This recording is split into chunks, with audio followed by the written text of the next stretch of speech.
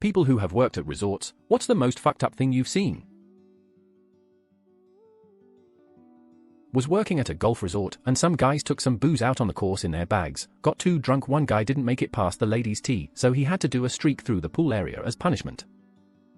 It was packed with families. He ran through the terraced garden, and as he hit the bricks by the pool, he done the splits right on the corner of a brick.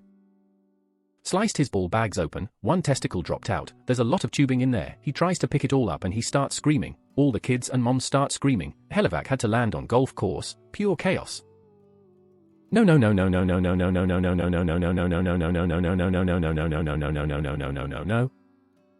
Yeah, we're done here. Sorry, every other comment. We're wrapping this up with the first comment. A lot of tubing. So eloquent. Such visual. Worked at a resort as a busboy in one of the buffet restaurants a few years ago. This rich kid got drunk at the bar, got invited to go party in the nearby local village by a few locals, accepted and left with them, against the staff's recommendations. He came back with nothing, not even clothes, the next morning. At least he came back. I was expecting some sort of hostel-like situation. I went on a weekend trip to Jamaica with a friend of mine when we were in our 20s. It was a full-time job trying to keep her from accepting invitations from randos in bars and wandering into areas we shouldn't have been. I couldn't enjoy myself because I had to keep an eye on her drunk, stupid as the whole time.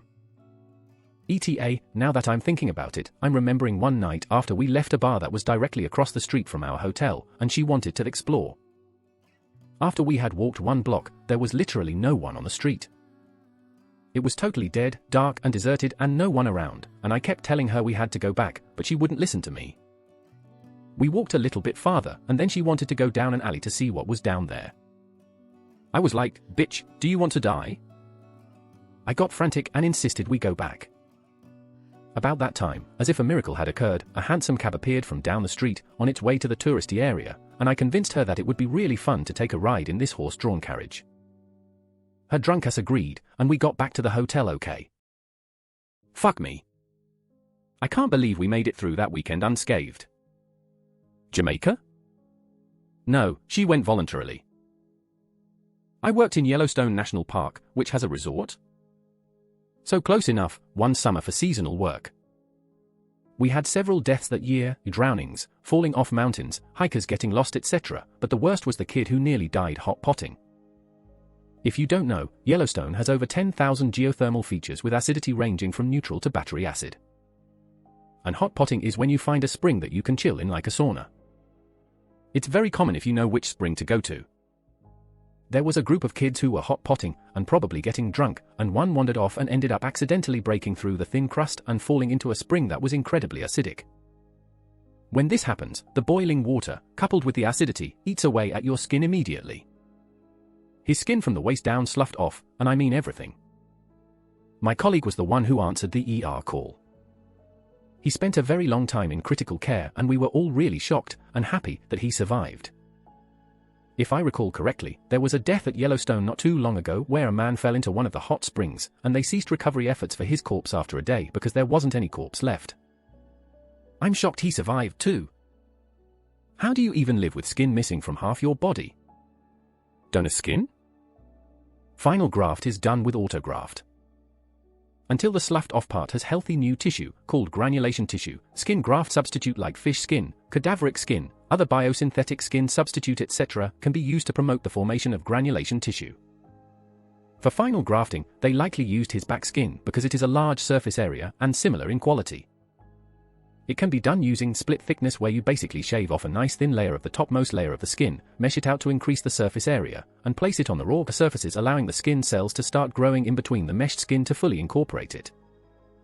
Some newer biosynthetic skin substitutes can be used as final product, but it is crazy expensive. And yes, repeat harvesting of skin can be performed after it heals. I was a bartender in South Padre Island during the early 2000s. I saw a drunk kid try to jump from a second-story balcony into the pool. He missed the pool and smacked his head on the pavement. Killed instantly. That would be something that would haunt you for the rest of your life. That poor kid and his family, and I feel for everyone that witnessed that. I worked in an ER for 10 years. I've seen some shit. After a while you become desensitized to it. Same as being a vet. See some fucked up shit one appointment, then you have to be all smiles for the puppy that's getting a vaccine 15 minutes later.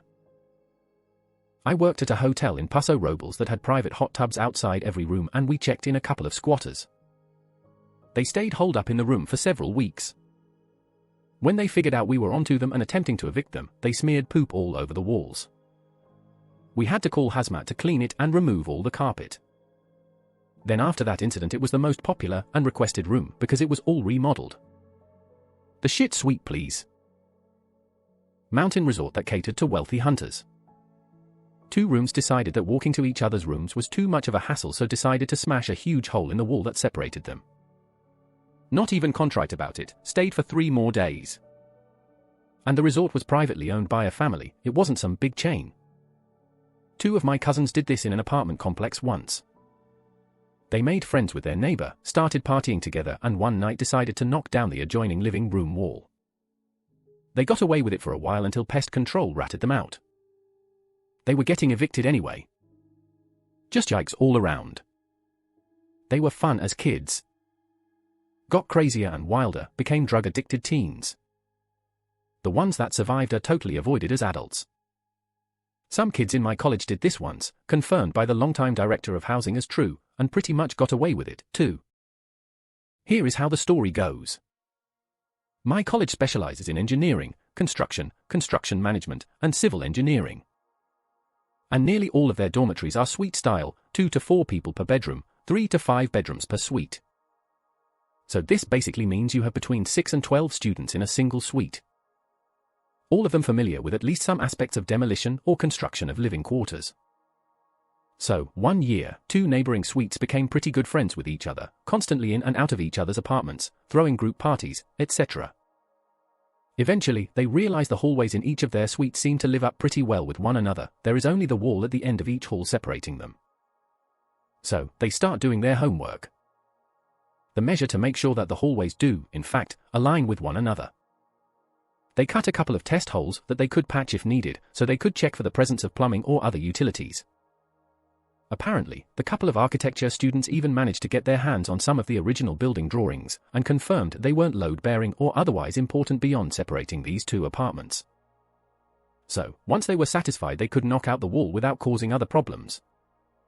They did, and managed to clean up the debris without anyone noticing. So now they had the super suite, with twice as many bathrooms, 2 living rooms, and plenty of room for party guests without making a ruckus in the hallway. And they nearly got away with it, too, except for when the year was ending and they went to reinstall the wall. With debris removal, it's just break it down small and stuff it in some contractor bags. But for installation? The 2X for S and sheet truck needs to arrive whole. They got busted trying to sneak construction materials into the building. On the one hand, school was impressed that the students had the original drawings and were actually going to build it back exactly the way it was before. On the other, now that the school was wise to it, they weren't about to let a bunch of unlicensed, uninsured students build a wall in their dorm. The students were ultimately charged with the cost of the damages, and a few ended up on academic probation. Which, all things considered, that exclusion was certainly an option when it came to punishments here, I would classify as getting away with it. Worked at a ski resort for a few years. One guy shit his pants while out riding or on the lift, came into the restaurant to clean up, and left his shit pants on the coat hanger in the bathroom. A coworker had someone write poop on the bathroom wall in poop. No idea why someone would do that. I worked as a lift operator at a ski hill in my youth. For those that don't know, the lift starts spinning an hour before the mountain opens, and employees will ride them to get to their various stations around the hill. They run on slow, cause the oil in the gearbox need considerable time to properly warm up before they can be sped up to normal operating speed. Sort of like warming up a car. They also stop constantly. If a chair has ice build up on it, the bottom operator will stop the lift to properly clear the chair. There are other reasons it stops, but all you need to know is the hour before the hill opens the lift stops frequently, and will sometimes stop for long periods of time. This means that a chairlift that normally takes 13 minutes to ride from bottom to top could take 20 minutes. Hell, there was one morning it was stopped for over an hour, and we had to delay opening the mountain. Anyways, now that the backstory is done. I was in my early 20s snowboarding hard and drinking harder, working up at the ski hill. One morning I was extremely hungover after a night of drinking. I was running about 20 minutes late. The rest of the employees had all boarded the chair to get up the mountain before I arrived. I made a quick pit stop in the cafeteria to grab a breakfast sandwich and a coffee before I get on the lift to head to my station. I go hop on the lift and I eat the sandwich. I get about halfway through my coffee and post-sandwich cigarette before I realize the severity of my mistake. My gut started gurgling bad right as the lift came to a stop, not even halfway up. I knew there was no way I was going to make it. It was one of those situations where you go from not feeling anything to 30 seconds later you are evacuating your colon no matter. Nature was not calling, nature was blowing an air horn in my ear. I mulled over my options. I could either shit my pants or think of an alternative. I jumped into action, cause I didn't want to have to deal with the shitting the pants option. I quickly reached down and unstrapped my snowboard, and I strapped it onto the armrest on the side of the chair securing it. I then pulled my pants down and then grabbed the crossbar above my head and used that for balance while I stood on the chair lift. I hung my ass over the back of the chair and sprayed what felt like a couple gallons of whiskey diarrhea over the main beginner run. I used the sandwich wrapper to wipe my ass, then sat back down and put my board back on. After I got to my station I heard Ski Patrol get on the radio and asked if someone spilled their coffee off the lift, cause they saw the brown snow. They wanted to know if they needed to go look for a coffee cup. I told them negative, it was old coffee left in my thermos and I dumped it out. I was reminded to not do that over the run, cause people might think it is something else. If they only knew. Not my proudest moment, but I'm glad I didn't shit my pants. I feel bad for the people who skied over my black velvet leftovers. Those were fun times. Worked as a maid and shift manager. Steal room tips. What should I do to prevent this? Take the envelope to the inside of the toilet lid, so only the cleaner will see it. Leave the tip under the pillow or in the pillowcase. A guy had split with his GF weeks before. Checked into our hotel the day before Valentine's and sent her a message that he was in room XXX, and if she didn't show, he'd know it was over. She didn't show. He took action the next morning. He had brought a tool for undoing the safety catch on the window and used it before he jumped. The guy plunged 7 stories, head hit the solid steel railing while going through a glass roof veranda. He landed on a concrete footpath less than 2 meters from the glass walls of our restaurant, spraying blood and other bodily fluids up the side. By some miracle he missed the pedestrians. The restaurant was packed with customers having a romantic Valentine's morning breakfast. Some just on the other side of the glass. Many required trauma counseling afterwards. When I was 18 I worked at a ski resort in Lake Tahoe and there was a really sweet girl celebrating her 21st birthday. She came in and talked to all the staff, etc. Well, she got wasted and for some reason her and her friends decided to, still drunk, ski. She slammed into a tree and died instantly. It was so sad. I don't understand the drinking culture that surrounds skiing. It's a dangerous sport. Not me, but knew a guy in the entertainment team at a popular UK family chain resort who was basically an evil version of Patrick Swayze in Dirty Dancing. He specialized in seducing unhappy housewives. So many marriages destroyed. As a very young man, too young.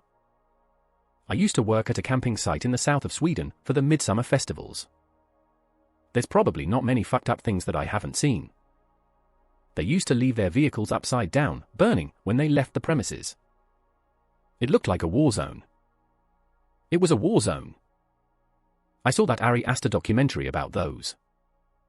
Pretty wild. Kid got plastered and tried to climb his way to a neighboring balcony.